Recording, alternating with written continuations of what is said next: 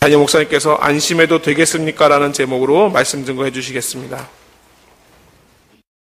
우리 믿음의 고백을 하나님께 드림으로 말씀 앞에 함께 나아가도록 하겠습니다. 하나님 나를 사랑하신다. 하나님 내 인생에 크고 비밀한 계획 가지고 계신다. 하나님 오늘도 나와 동행하셔서 그 계획 이루어 주신다. 아멘. 그렇게 될 줄로 믿습니다. 아멘. 예수님께서 이 땅에 계실 때 한 율법사가 예수님을 시험하여 율법 중에 어느 계명이 가장 크냐고 질문하는 그런 날이 있었습니다. 당시 율법사들은 율법의 조항을 613개의 조항으로 구분을 하였고, 그 중에서 중요한 계명과 덜 중요한 구분을 또 세분하여서 그렇게 구분하였다고 합니다. 아마도 그들이 이렇게 한 것은 613개나 되는 율법의 조항을 다 지키는 것이 현실적으로 불가능하기 때문에 우선순위를 두고 중요한 것부터 지키려고 그렇게 구분을 하였을 것입니다. 근데 진짜 문제는 613개를 어떻게 나누는가에 대해서 사람들마다 각각의 의견이 달랐다는 데 문제가 있습니다. 이런 배경을 가지고서 율법사가 지금 예수님께 질문하는 것입니다. 예수 선생님이시여, 당신은 613개의 율법 조항 중에 가장 귀한 계명을 무엇이라고 말씀하시겠습니까? 이 질문을 받으시고 예수님께서 이렇게 대답을 하셨습니다. 마태복음 22장 37절로 40절입니다. 예수께서 이르시되 내 마음을 다하고 목숨을 다하고 뜻을 다하여 주 너의 하나님을 사랑하라 하셨으니 이것이 크고 첫째 되는 계명이요 둘째도 그와 같으니 내 이웃을 내 자신같이 사랑하라 하셨으니 이 두 계명이 온 율법과 선지자의 강령이니라. 예수님께서 마음을 다하고 목숨을 다하고 뜻을 다하여 주 너의 하나님을 사랑하라고 이것이 첫째 되는 계명이라고 말씀하실 때 그 당시 유대인들은 이 말씀에 대해서 당연히 동의를 하였을 것입니다. 이는 모세가 신명기 6장 5절에서 주신 말씀을 그대로 예수님께서 인용하신 것이기 때문입니다. 근데 여기서 우리가 주목할 것은 이 첫째 되는 계명 다음에 주신 두 번째 계명 이웃을 사랑하라고 하신 말씀입니다. 특별히 예수님께서 이 계명을 주시면서 뭐라고 말씀하셨는가? 둘째도 그와 같다, 그렇게 말씀하고 계십니다. 영어 성경을 보면 제가 아침부터 좋지 않은 발음을 해서 죄송하지만 second is equally important 이렇게 되어 있습니다. 그러니까 두 번째도 동일하게 동등하게 중요하다 이런 식으로 번역이 되어 있습니다. 그러하기 때문에 어느 계명이 가장 크냐라고 단수로 물어봤는데 예수님께서 단수로 대답할 수가 없었습니다. 왜냐하면 두 개의 계명은 어떤 것이 더 중요하다고 말할 수 없을 만큼 동등한 가치를 가지고 있기 때문에 하나님을 사랑하라, 네 이웃을 내 몸과 같이 사랑하라, 두 가지 계명을 같이 이야기할 수밖에 없었던 것입니다. 또한 예수님의 말씀에서 우리가 주목해야 될 것은 하나님을 사랑하고 이웃을 내 몸과 같이 사랑하라고 한 이 두 계명이 온 율법과 선지자의 강령이라고 말씀하신 부분입니다.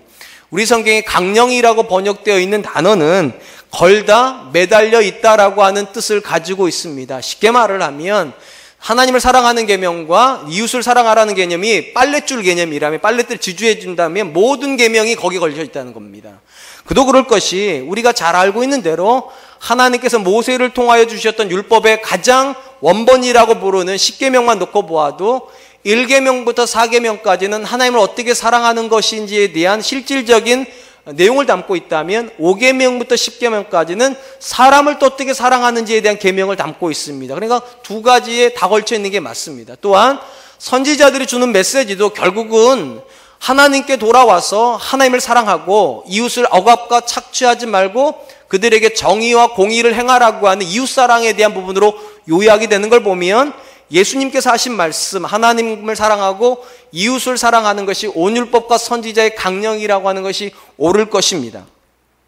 마태복음을 기술하고 있는 마태는 특별히 예수님의 공생애를 성취라고 하는 관점에서 기록한 제자입니다. 그는 구약에서 활동했던 모든 선지자들과 그 다음에 율법이 결국은 예수님 안에서 완성이 되었다라는 것을 증명하기 위해서 복음서를 기록하였습니다. 그러다 보니까 유난히 많이 나오는 고백이 있습니다. 이루려 함이니라, 이루셨느니라, 이런 표현들이 마태복음에는 유난히 많이 나옵니다. 가장 대표적인 구절이 이런 구절입니다. 마태복음 1장 22절, 이 모든 일이 된 것은 주께서 선지자로 하신 말씀을 이루려 하심이니. 예수님께서 모든 선지자와 그 다음에 모든 율법은 결국 하나님을 사랑하고 이웃을 사랑하는 것 안에서 다 이루어졌다고 말씀하신 걸 놓고 보면 예수님께서 이 땅에 이루신 말씀도 결국은 하나님을 사랑하는 것과 이웃을 사랑하는 것에 대한 결론일 것입니다. 성취일 것입니다. 바로 이런 관점에서 가장 주목받는 것이 십자가입니다. 왜냐하면 십자가는 굉장히 독특한 구조물이기 때문입니다. 수직적인 축을 가지고 있고 수평적인 축을 또한 가지고 있습니다. 우리가 잘 알고 있는 대로 수직적인 축은 하나님과 사람 간의 관계를 나타냅니다. 예수님께서 그분의 십자가를 통하여서 이 사랑을 완성해 주셨습니다. 또한 수평적인 축도 가지고 있습니다. 성도와 성도 관계입니다. 예수님께서는 십자가를 통하여서 하나님과 성도의 사랑만 완성하신 것이 아니라 성도와 성도가 나누어야 될 사랑도 완성해 주셨습니다. 우리가 계속 살펴보고 있는 요한일서도 하나님께서 십자가 위에서 이루신 이 사랑을 근거로 하여 우리에게 주어진 메시지입니다. 요한사도는 왜 그렇게 하나님을 사랑하는 자들은 반드시 형제를 사랑해야 된다고 말을 합니까? 그것이 바로 십자가의 사랑이기 때문입니다. 십자가는 절대로 수직적인 축만 존재할 수가 없습니다. 아무리 하나님을 사랑하여도 형제를 사랑하지 않으면 십자가의 사랑이 그 사람은 있지를 않습니다. 그러니까 엄밀히 말하면 수직과 수평은 분리가 되지를 않습니다. 하나님을 사랑합니까? 그 사람은 필연적으로 형제를 사랑해야 됩니다. 왜냐하면 하나님께서 예수 그리스도 안에서 이 두 가지 사랑을 동시에 이루어 놓으셨기 때문입니다. 다만 이 두 계명은 동일하게 중요함에도 불구하고 순서상에는 차이가 좀 있습니다. 먼저 들어오는 것이 하나님을 사랑하는 게 먼저 들어옵니다. 쉽게 말하면 우리가 하나님을 사랑하는 동안에만 우리는 누군가를 사랑할 수 있습니다. 아주 단순히 말하면 내가 내 남편을 사랑하고 내가 내 아내를 사랑하려면 먼저 누구를 사랑해야 된다는 겁니까? 하나님을 사랑해야 된다는 겁니다. 하나님을 사랑하지 않는 남편이 아내를 사랑할 수 없습니다. 성경적으로. 하나님을 사랑하지 않는 아내가 남편을 사랑할 수는 없습니다. 하나님을 사랑하지 않는 부모가 자녀를 사랑할 수는 없습니다. 예, 맞아요. 인간적인 관점에서는 사랑할 수 있지만 성경이 말하는 그 사랑을 할 수는 없다는 것입니다. 그래서 먼저 하나님을 사랑하라는 것이 첫 번째로 오는 거예요. 예수님도 순서를 그렇게 말씀하죠. 첫째는 이와 같다. 왜냐? 그게 먼저 들어온다는 거예요. 그리고 나서 그 사랑이 우리 안에서 만들어내는 결과물이 이웃을 사랑하는 것입니다. 요한사도도 역시 이런 관점을 동일하게 우리에게 가르쳐 줍니다. 하나님께서 우리에게 형제를 사랑하라고 하는 명령을 주셨다는 내용이 요한일서의 주요한 계명입니다. 그런데 이걸 먼저 말하지 않죠. 뭐를 먼저 말합니까? 하나님이 우리를 사랑하셨다는 사실, 그리고 그 하나님 안에서 우리가 하나님과 교제하는 존재가 되었다는 사실을 강조합니다. 그리고 나서 형제를 사랑하라고 이야기를 합니다. 그러니까 두 계명은 다 중요하지만 순서가 있습니다. 하나님을 먼저 사랑해야 됩니다. 그러므로 사랑하는 성도 여러분, 저와 여러분들이 남편과 아내와 자녀를 사랑하기 이전에 먼저 하나님을 사랑할 수 있기를 축원드립니다. 또한 여러분들이 아무리 남편을 사랑하고 아내를 사랑하고 여러분의 가족을 사랑할지라도 하나님을 사랑하고 있지 않으면 그 사랑은 온전한 사랑일 수 없음을 기억하여 먼저 하나님 앞에 나올 수 있기를 축원드립니다. 오늘 우리가 살펴보게 될 본문의 내용은 하나님께서 왜 성도들로 하여금 하나님을 사랑하고 똑같이 이웃을 사랑하는 존재로 만들어 놓으셨는가, 그 이유를 설명하는 내용이라 보시면 좋을 것 같습니다. 17절입니다. 이로써 사랑이 우리에게 온전히 이루어진 것은 우리로 심판날에 담대함을 가지게 하려 함이니 주께서 그러하심과 같이 우리도 이 세상에서 그러하니라.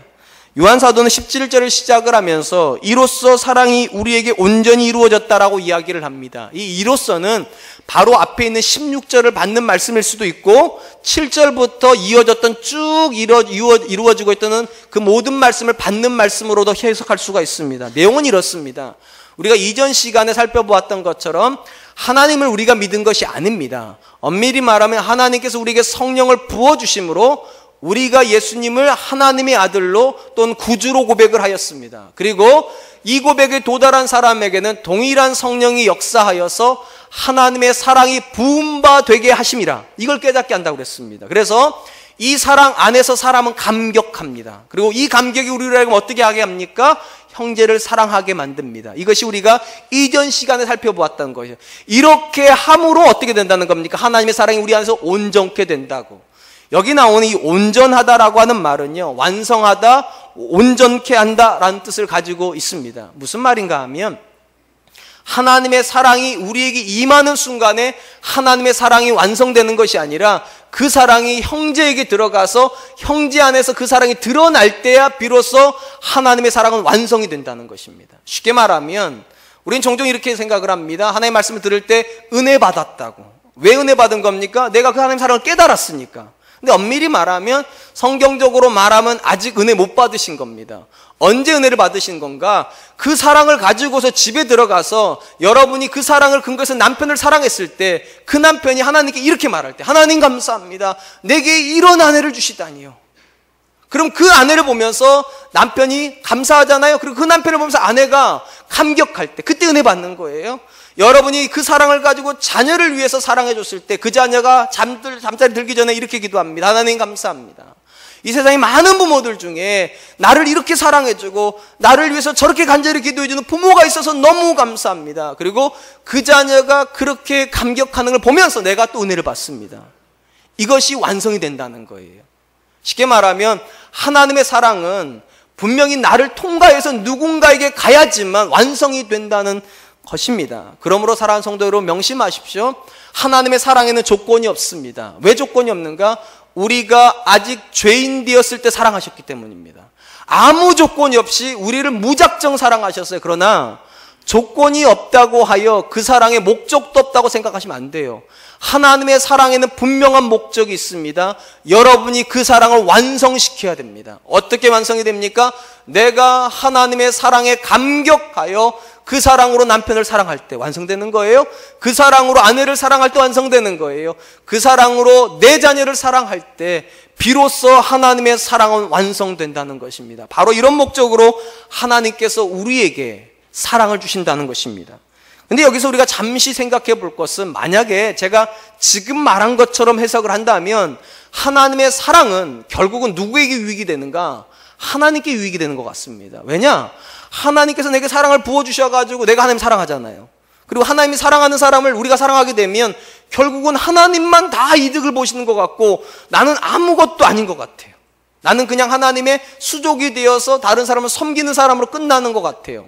만약 이런 관점이라 그러면 하나님 말씀은 좀 문제가 있습니다. 왜냐하면 하나님의 사랑을 가장 잘 기술하고 있는 부분이 고린도전서 13장입니다. 거기에 이런 말씀이 있다고 제가 말씀드렸어요. 사랑은 자기의 유익을 구하지 않는다. 여기서 말하는 사랑은 아가페, 하나님의 사랑입니다. 쉽게 말하면 하나님의 사랑으로 내가 누군가를 사랑하고 있다면 나는 내게 유익이 없어야 돼. 이것은 그 사람에게 유익이 있을 때 그게 사랑입니다. 근데 하나님께서 우리를 사랑하셨는데 하나님이 유익이 있다. 그럼 안 맞잖아요. 하나님에게 유익이 없어야죠. 사랑이 받은 우리에게 유익이 있어야 되는데 어찌된 일인지 하나님의 사랑이 부어져 가지고 하나님이 사랑받으시고 하나님이 사랑하는 사람들이 사랑받고 나는 아무것도 없다. 그럼 하나님의 사랑에 이율배반이 일어나죠. 모르셔도 아는 척 좀 하세요. 답답해요. 이해하시죠? 예, 그러면 정말로 하나님의 사랑은 내게 아무런 유익이 없는 건가? 정말로 하나님의 사랑은 하나님께만 유익이 있는가? 그렇지 않다는 게 오늘 본문의 말씀이에요. 17절 다시 잘 보세요. 이런 구절이 있어요. 우리로 심판날에 담담을 가지게 하려 함이니, 우리에게 유익이 있다는 거예요. 왜 우리로 하여금 하나님을 사랑하고 이웃을 사랑하는 사람이 되게 하시는가? 우리가 심판날에 하나님 앞에 두려움이 아니라 담대함으로 서게 하시기 위하여 우리에게 유익이 있다는 거예요. 성경이 구약으로부터 계속적으로 성도들에게 보여주고 있는 하나님의 이미지가 있습니다. 여러 이미지가 있는데 구약 성경이 유난히 강조하는 이미지는 심판하시는 하나님이십니다. 하나님은 모든 것을 다 받아주시는 분이 아니세요. 그분은 우리의 행동을 판단하시고 의인에게는 생명을 주시고 악인에게는 심판을 주시는 하나님이십니다. 하나님께서 이렇게 심판하실 수밖에 없는 이유는 사탄이라고 하는 존재 때문입니다. 우리가 잘 알고 있는 대로 이 세상은 하나님만 활동하시는 영역이 아니라 사탄도 활동을 합니다. 사탄은 어떻게 활동을 합니까? 창세기에서 아담과 하와로부터 시작된 활동이 똑같죠. 아담과 하와를 하나님 앞에 배신하게 만듭니다. 하나님께 등을 져서 하나님이 아닌 자기 자신을 위해서 살게 하는 존재가 사탄입니다. 그리고 하나님은 그 사탄을 반드시 심판하셔야 되고 그 사탄에 의해서 똑같이 사탄과 같은 행동을 하고 있는 자들도 심판하셔야만 합니다. 그렇기 때문에 히브리 기자는 인생의 가장 끝 지점에서는 반드시 심판이 있다는 사실을 이렇게 강조하고 있는 것입니다.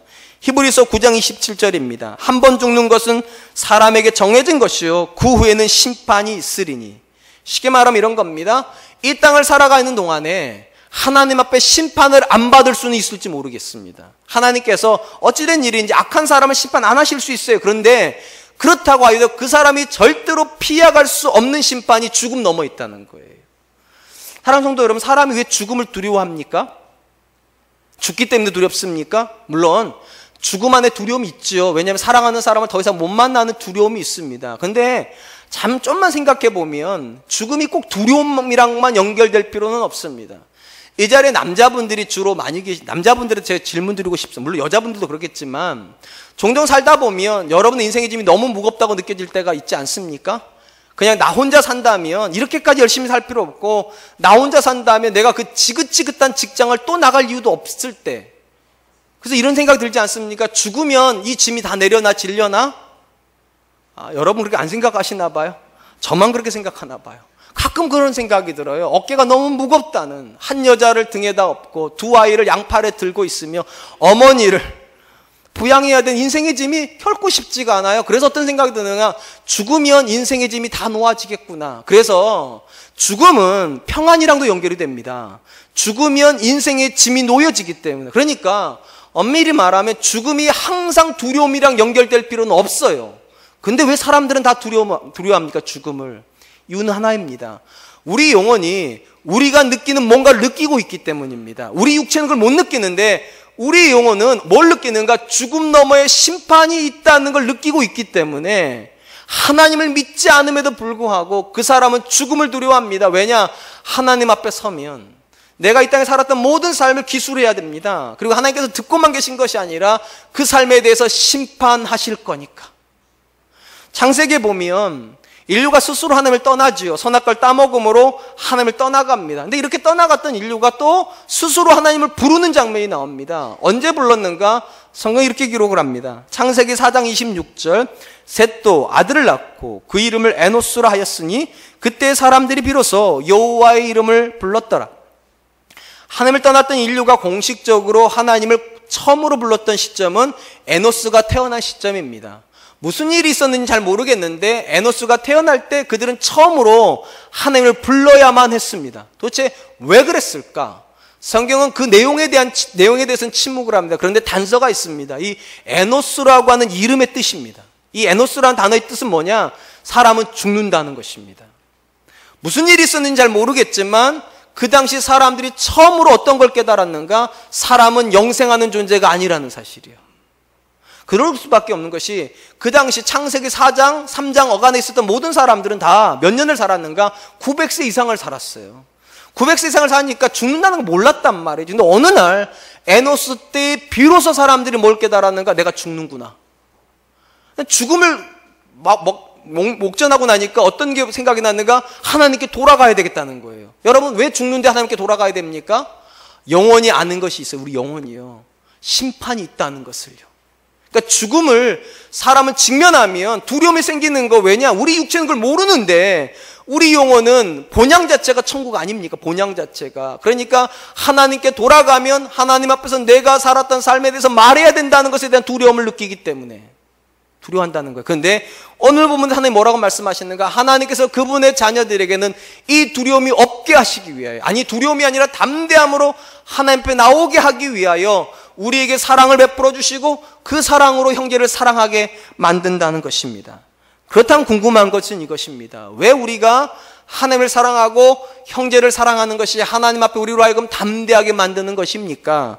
거기 보니까 하나님 앞에 담대함을 가질 수 있는 이유가 17절 끝쪽에 이렇게 기록되어 있습니다. 주께서 그러하심과 같이 우리도 이 세상에서 그러하니라. 이게 무슨 말인가? 주께서 그러하신 것처럼, 쉽게 말하면 예수님의 모습처럼 우리가 이 땅에서 그분과 같이 된다는 겁니다. 그리고 이 땅에서 그분과 같이 된 사람은 하나님 앞에 갈 때 두려움으로 가는 것이 아니라 담대함으로 간다는 것입니다. 아까도 제가 예수님의 삶을 십자가로 해석했던 걸 기억하실 겁니다. 결국 예수님은 두 가지 방향의 삶을 사셨습니다. 하나님을 사랑하시고 이웃을 사랑하셨어요. 그런데 누군가가 성령이 임하면 그 사람도 어떤 삶을 살게 되는가? 하나님을 사랑하고 이웃을 사랑하게 됩니다. 누구처럼요? 예수님처럼요.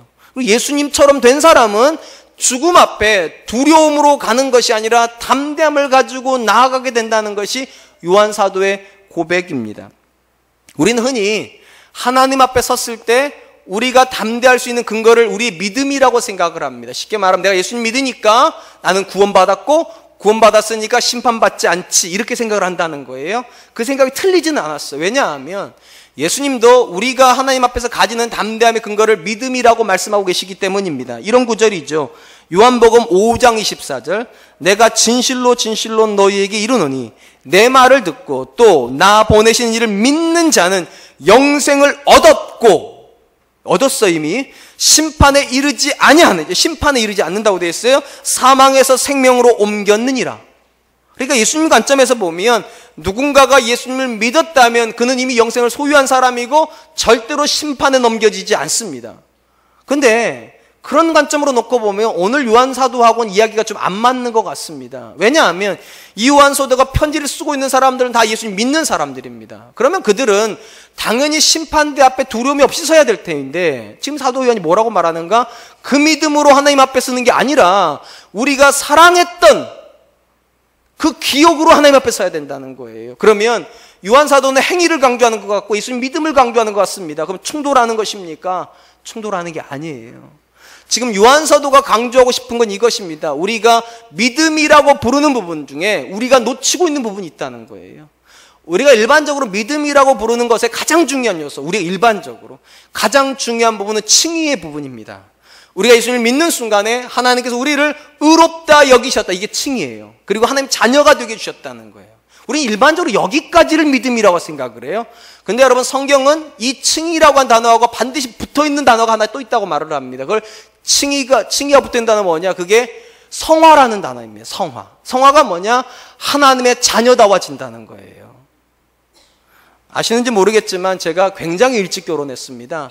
26살에 결혼을 했어요. 오해하지 마세요. 제 아내가 27살에 결혼했어요. 제가 1월생이라 좀 일찍 결혼을 했습니다. 아이를 언제 낳았는가? 27살에 낳았습니다. 그 아이가 지금 18살입니다. 안 놀라셔서 다행입니다. 어느 날은 이게 굉장히 창피하더라고요. 너무 일찍 애를 낳았나 싶기도 하고. 어쨌든 간에 너무 일찍 애를 낳았는데 제가 그러니까 18년 전에 아빠가 됐습니다. 근데 종종 어떤 생각이 드는가? 우리 집엔 아빠가 없는 것 같아요. 제가 아빠인데도 그냥 키 큰 남자하고 어린 남자가 사는 것이지 아빠가 없다는 생각이 자꾸, 분명히 제가 아빠인데 무슨 말인가 하면 제가 18년 전에 분명히 아빠가 됐는데 아빠다워졌는가는 자꾸만 깨우뚱거려진다는 거죠. 여러분, 애를 낳으면 아빠가 되는 건 맞아요. 애를 낳으면 엄마가 되는 건 맞아요. 그런데 아빠라고 다 같은 아빠 아니죠. 엄마라고 다 같은 엄마 아니죠. 아빠다운 아빠가 있고 엄마다운 엄마가 있죠. 성화의 개념이 그런 거예요. 하나님께서 저와 여러분들을 하나님의 자녀로 의롭게 해주셨다고 하여도 누군가는 하나님이 보시기에 자녀다운 자녀가 있고 누군가는 명목상의 자녀만 있다는 거예요. 구원은 뭐냐? 믿음은 뭐냐? 우리가 칭의에서 성화를 향해서 나가는 게 믿음이에요. 하나님의 자녀로 태어난 순간부터 하나님의 자녀가 되어지는 것. 점점 시간이 흘러가면 흘러갈수록 우리 모습 속에서 주님이 보여지는 것, 내가 주님을 닮아가는 것, 그것을 믿음이라고 표현하는 거죠. 요한 사도가 이 부분에서 강조하는 것이 그것입니다. 우리가 하나님의 자녀가 되었다면 우리는 반드시 하나님의 자녀다워져야 된다는 거예요. 그리스도께서 하나님을 사랑하시고 이웃을 사랑했다면 우리도 그래야만 된다는 것입니다. 근데 일반적으로 우리 성도들 안에서 일어나는 공통적인 특징이 있다면 대부분의 성도들에게 칭의는 일어나고 있는데 성화가 일어나지 않는다는 것입니다. 분명히 우리는 다 내가 하나님의 자녀란 사실에는 다 동의를 해요. 그런데 내가 하나님의 자녀다워져야 되는 부분에 대해서는 생각을 잘 안 합니다. 더 큰 문제는 성화가 일어나고 있지도 않은데 그거에 대한 부담도 안 느낀다는 것입니다. 이렇게 생각하는 것 같아요. 내가 어차피 하나님 자녀가 되었으니까 나는 심판 안 받는다. 나는 천국 간다. 나는 확실하다. 정말 그럴까요? 지금 요한 사도가 우리에게 브레이크를 하나 걸고 있는 것입니다. 믿음에서 가장 중요한 부분이 분명 칭의가 맞아요. 하나님께서 우리를 자녀 삼아줬다는 게 굉장히 중요한 부분 맞아요. 그런데 그 칭의는 반드시 뭐랑 붙어 있다고요? 성화랑 같이 붙어 있어요. 내가 정말로 하나님 앞에 온전한 믿음을 고백한 사람이라면 그 사람은 어제보다 오늘보다 내일 예수님 닮아가야 된다는 거예요. 그리고 그런 고백 속에서 하나님 심판대 앞에 섰을 때야 비로소 우리는 담대함을 갖는 거예요. 무슨 말인가 하면 우리는 칭의의 고백으로 담대함을 얻는 게 아니라 사실은 성화의 고백으로 담대함을 걷습니다. 내가 내 모습을 보니까 주님 닮아가고 있어요? 그럼 난 뭐 한 사람입니까? 난 구원받은 사람이 확실해요. 근데 내 안에 주님 닮아가는 모습이 전혀 없어요? 물어봐야 돼요. 나 구원받은 사람이 맞는가? 요한사도 지금 그렇게 물어보는 거예요. 논리적으로는 칭의와 성화는 구분될 수 있습니다. 논리적으로는. 그런데 여러분, 믿음의 관점에서는 구분되지 않습니다. 칭의를 받은 사람은 반드시 성화돼야 됩니다. 왜냐? 하나님께서 그렇게 인도하실 것이거든요. 우리 안에 있는 성령님께서 그렇게 우리를 몰고 가실 것이기 때문입니다. 그러므로 사랑하는 성도 여러분, 제가 두 가지 질문을 물을 때 이 두 가지 질문에 여러분은 동시에 똑같은 대답을 해야 됩니다. 첫 번째, 하나님께서 여러분을 사랑하심을 믿으십니까? 여러분이 하나님의 자녀 되셨다는 확신이 있습니까? 첫 번째 질문은 합격하셨습니다. 두 번째 질문입니다. 여러분들은 하나님의 자녀가 되고 있습니까? 거보세요. 소리가 줄어들어 버리잖아요. 여러분들은 어제보다 오늘보다 내일 더 좋아지고 있다는 확신이 있습니까? 10년 전보다 지금이 하나님 앞에 더 하나님 자녀다워지셨습니까? 10년 전보다 지금이 오늘보다 10년 후가 더 하나님 앞에 가까이 갈 수 있을까요? 그래야 된다는 거예요. 그렇지 못하면 우리는 신앙생활을 잘못하고 있는 것입니다. 왜냐? 우리는 나이가 들어가고 있다는 말은 우리가 죽어가고 있다는 거잖아요. 죽어가고 있다는 이야기는 누구가 가까워지고 있다는 겁니까? 하나님이 가까워지고 있다는 거예요. 하나님이 가까워지고 있다면 우리는 우리를 돌아봐야 돼요. 이전의 모습대로 그렇게 살고 있으면 안 돼요. 죽음의 순간에는 그리스도를 온전히 닮은 모습으로 그 앞에 서야 된다고요. 그렇게 하라고. 하나님께서 우리에게 사랑을 부어주시는 거라고. 그리고 그 사랑으로 주님처럼 사랑하게 하신다는 거예요. 이미 이 부분은 우리가 예수님을 닮을 수밖에 없다. 예수님 믿는 사람은 반드시 예수님을 닮을 수밖에 없다고 하는 이 사실은요, 요한일서 3장에서 이미 사도 요한이 우리에게 보여준 고백입니다. 요한일서 3장 2절로 3절입니다. 사랑하는 자들아, 우리가 지금은 하나님의 자녀라. 장래에 어떻게 될지는 아직 나타나지 아니하였으나 그가 나타나시면 우리가 그와 같을 줄을 아는 것은 그의 참모습 그대로 볼 것이기 때문이니 주를 향하여 이 소망을 가진 자마다 그의 깨끗하심과 같이 자기를 깨끗하게 하느니라. 여러분, 요한이 뭐라고 말했는가? 지금도 우리가 하나님의 자녀가 맞다는 거예요. 근데 장래의 모습은 어떻게 될지 아무도 모르는데 확실한 게 하나가 있다는 거예요. 확실한 거. 모르지만 확실한 거. 우리가 그와 같을 줄을 알미니라. 여기서 그가 누굽니까? 예수님이에요. 쉽게 말하면 우리가 천국에서 눈을 뜨는 순간 우리가 깜짝 놀라야 된다는 거. 어떤 때 모습 때문에 깜짝 놀라야 되는가? 내 모습이 주님을 너무 닮아 있는 모습 때문에. 주님이 내 얼굴을 하고 계셔야 돼요. 아니, 엄밀히 말하면 내가 주님 얼굴을 하고 있는 거죠. 저는 아침에 일어나서 거울 볼 때마다 깜짝깜짝 놀란다니까요. 거울 속에 내가 있어야 되는데 우리 아버지가 있어요. 왜 우리 아버지가 있을까요? 내가 아버지 아들이니까요. 여러분도 똑같다는 거. 여러분이 하나님의 자녀가 맞으신다면 시간이 흘러가면 흘러갈수록 여러분 영혼 속에서 비춰지는 거울 속에는 주님이 보여야 돼요. 주님이. 분명히 내 얼굴을 비추는 건데, 내 영혼을 비추는 건데 주님이 비춰줘야 된다는 거예요. 그래서 천국에 가서 깜짝 놀라야 돼요. 주님의 얼굴과 내가 닮아있고, 주님의 얼굴과 내 안의 얼굴이 닮아있고, 주님의 얼굴과 내 자녀의 얼굴이 닮아있을 때 깜짝 놀라야 돼요. 그러면 여러분, 하나님께서 우리를 그렇게 인도하시기 때문에 우리는 아무것도 안 해도 됩니까? 오직 믿음만 고백하면 됩니까? 사도 요한이 뭐라고 말합니까? 주를 향하여 이 소망을 가진 자마다 그의 깨끗하심과 같이 자기를 깨끗하게 하느니라.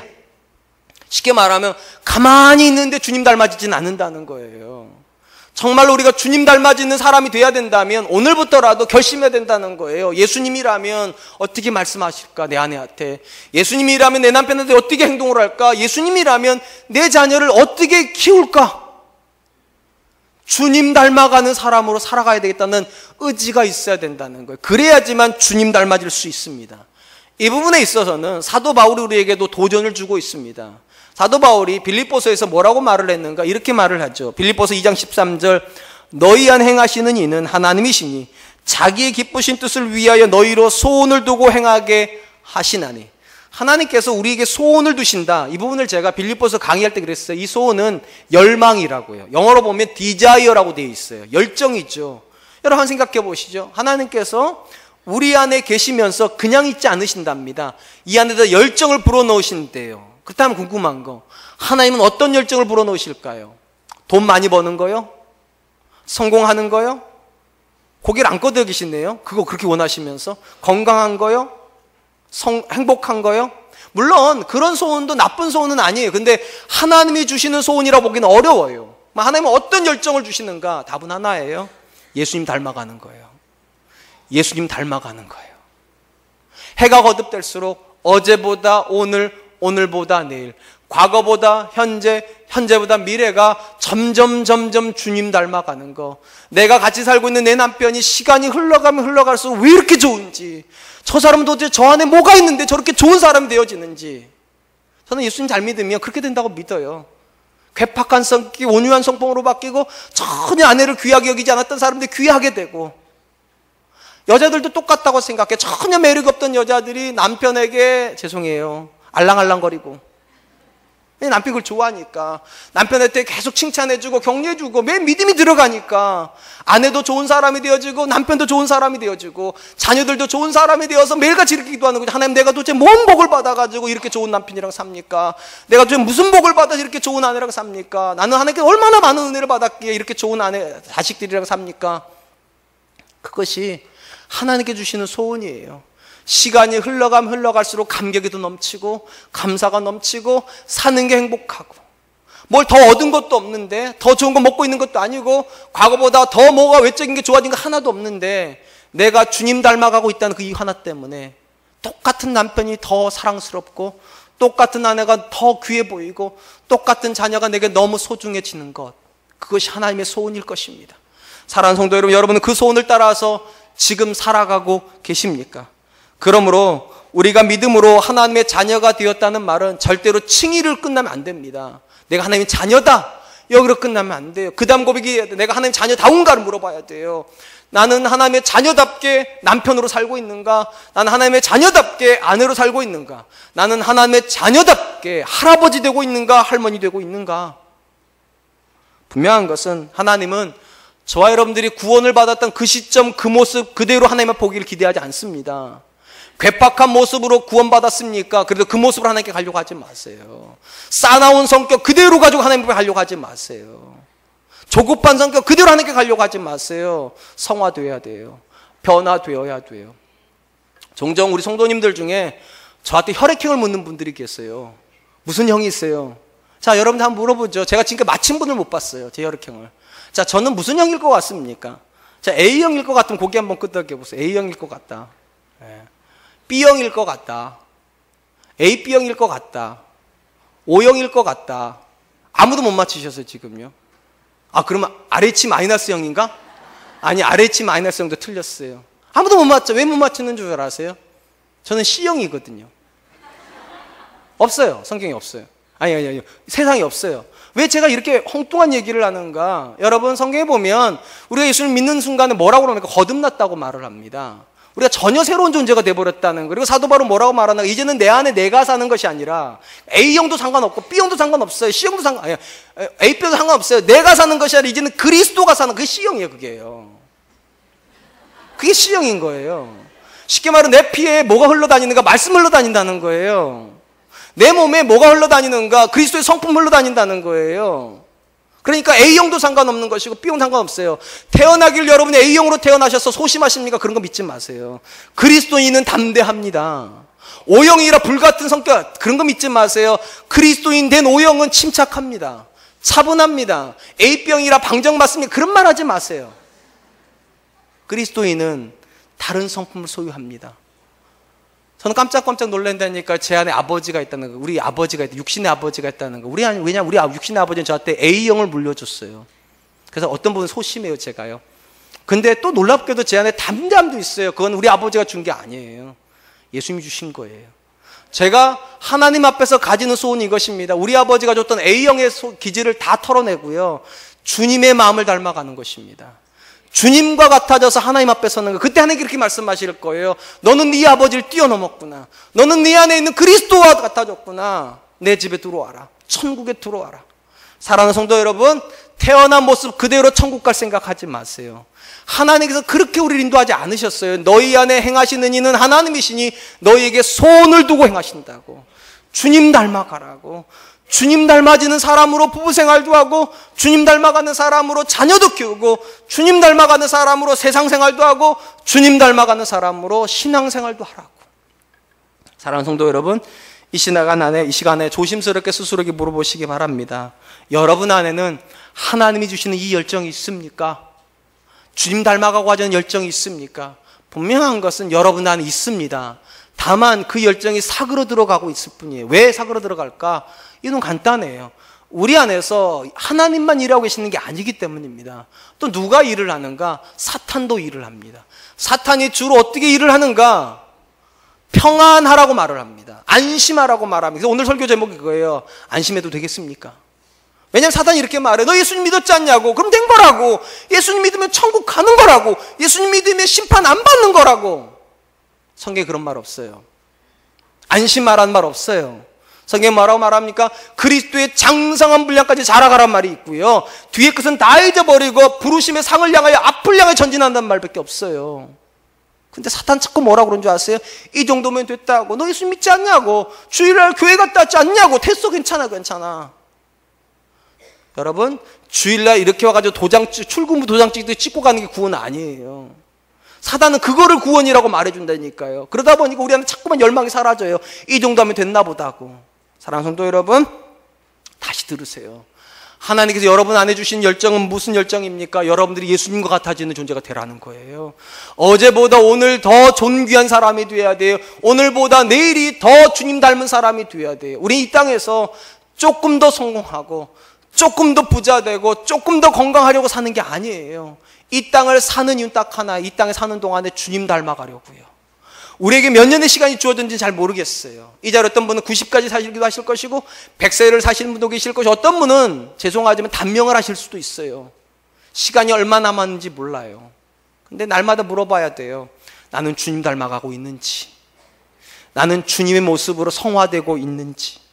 요한사도는 예수님을 닮아가고 있는 성도가 하나님 앞에 담대함을 얻는다고 말을 했습니다. 그리고 18절에서는 이 담대함을 얻는 것에 대한 부연 설명을 이렇게 하고 있습니다. 사랑 안에 두려움이 없고 온전한 사랑의 두려움을 내어 쫓나니 두려움에는 형벌이 있음이라. 두려워하는 자는 사랑 안에서 온전히 이루지 못하였느니라. 굉장히 어려운 구절이에요. 사랑은 두려움을 내쫓는다. 이게 무슨 말인가 도대체? 어렵지 않습니다. 단순히 말하면 이런 거예요. 우리 주변에는 다른 사람들이 굉장히 무서워하는 사람들이 있습니다. 예를 들면 회사 사장님 무서워하시더라고요. 학생들한테는 학생 주임. 요즘 애들은 잘 안 무서워하는데 저 때만 해도 학생 주임 하면은 미친 개가 굉장히 많았죠. 별명 등에 보면 모든 학교엔 다 미친, 죄송해요 선생님들 죄송해요. 우리가 그렇게 불렀어요. 미친 하면 다 알아들었어요. 학생 주임 오는 거예요. 야구방망이나 아니면 아이스하키 스틱 들고 오시는 분들이 굉장히 무서웠어요. 다 공포감을 줘요. 근데 최근에 우리 큰아들 녀석이 뭐라고 그러냐면 저한테 아빠 나 굉장히 이상한 거 봤대요. 그래서 뭘 봤냐 했더니 공원에 갔는데 오늘 공원 갔는데 학생 주임을 만났다는 거예요. 너무 놀래가지고 숨어 있었는데 이 학생 주임 선생님께서 평소에 전혀 안 보여주는 모습을 보여주고 있더라는 거예요. 꼬맹이 하나를 데리고 와가지고 노는데 이 꼬맹이한테 쩔쩔매더라는 거예요. 자기는 학생 주임 선생님한테 쩔쩔맸는데 그 선생님은 아기 조만한 애한테 쩔쩔맨다는 거예요. 얘가 누굴까요? 아들이죠. 참 신기하지 않습니까? 다른 모든 그 큰 형들은 다 쩔쩔매는 대상을 이 조그마한 꼬맹이는 쩔쩔매지를 않아요. 왠 줄 아세요? 이 아버지가 아들을 봐보니까요. 아들은 알아요.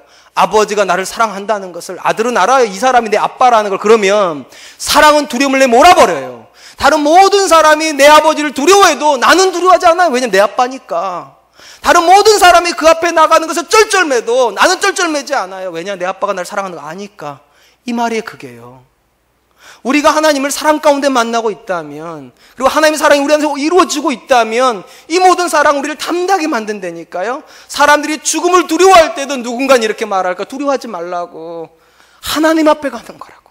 아버지 앞에 가는 거라고. 나를 기다리고 계신 아버지, 나를 사랑하는 아버지, 나를 심판대에다 세우실 분이 아니라 천국에다 세워주실 그 아버지 앞에 간다고. 내가 사랑하는 성도 여러분, 이런 삶 살고 싶지 않습니까? 사랑 안에서 두려움을 다 몰아내고 평강을 소유하고 싶지 않습니까? 담대함을 소유하고 싶지 않습니까? 그거 하라고 하나님께서 우리에게 사랑하신 거예요. 그 사랑을 가지고 형제를 사랑할 때 우리가 비로소 아는 거죠. 내가 하나님 안에 있구나. 하나님 내 아버지시구나. 그러면 나도 구원 받겠구나. 우리 사랑과 은혜교 성도님들이 이 확신에 도달할 수 있기를 축원드립니다. 이제 말씀을 맺으려고 합니다. 흔히 하나님께서 인류를 향하여서 가지고 계신 소원은 두 가지라고 말을 합니다. 엄밀히 말하면 한 가지지만 세분하면 두 가지입니다. 예수님을 믿지 않는 사람을 향해서 하나님이 가지고 있는 소원은 예수님 믿으라는 겁니다. 또한 예수님이 믿은 사람들 향해서 하나님이 가지고 있는 소원은 예수님 닮아가라는 것입니다. 우리는 이미 예수님 믿은 사람들입니다. 근데 여러분, 우리 중에도 이렇게 똑같은 모습으로 예배드리고 있지만 다 같은 사람은 아닙니다. 누군가는 아직도 예수님을 온전히 못 만났습니다. 구원에 못 들어갔어요. 그냥 와가지고 그냥 예배만 드리시는 거예요. 예배 안 드리면 불안하니까, 뭔가 중요한 일이 일어나야 되는데 하나님 안 도와주실까봐 구원에 못 도달하신 거예요. 혹시 그런 분이 계십니까? 간절히 기도하세요. 주님 만날 수 있기를, 성령님이 내 마음을 두드려 주시기를. 또 우리 중에는 어떤 사람은 이미 구원받은 분이 계세요. 그런데 구원받은 걸로 끝나버린 분이 계세요. 성화가 전혀 안 이루어지신 분들, 10년을 신앙생활하고 20년을 신앙, 3년, 10년 신앙생활해도 하나도 변화가 안 일어나신 분들, 기도하셔야 돼요. 주님 닮아갈 수 있기를. 우리 중에는 이미 주님 닮아가고 있는 분들이 계세요. 교만하지 마세요. 사도 바울이 뭐라고 말했는가? 과거는 잊어야 된답니다. 이전 것은 잊어야 된답니다. 그리고 앞을 향하여 나아가야 된다. 아직도 내가 닮아가야 될 주님이 있어요. 그리스도의 장성한 분량까지요. 사랑하는 성도 여러분, 우리는 어느 지점에 있습니까? 가장 중요한 건 이거예요. 전진해 나가야 된다는 겁니다. 구원 못 받으신 분들은 구원받은 사람으로, 구원받은 사람은 주님을 닮아가는 사람으로, 이러할 때 우리가 마지막 도착 지점에 심판대 앞에 섰을 때 칭찬 들을 겁니다. 착하고 충성된 종이라 이야기 들을 것입니다. 전 저와 여러분들이 그럴 수 있기를 주님의 이름으로 축원드립니다.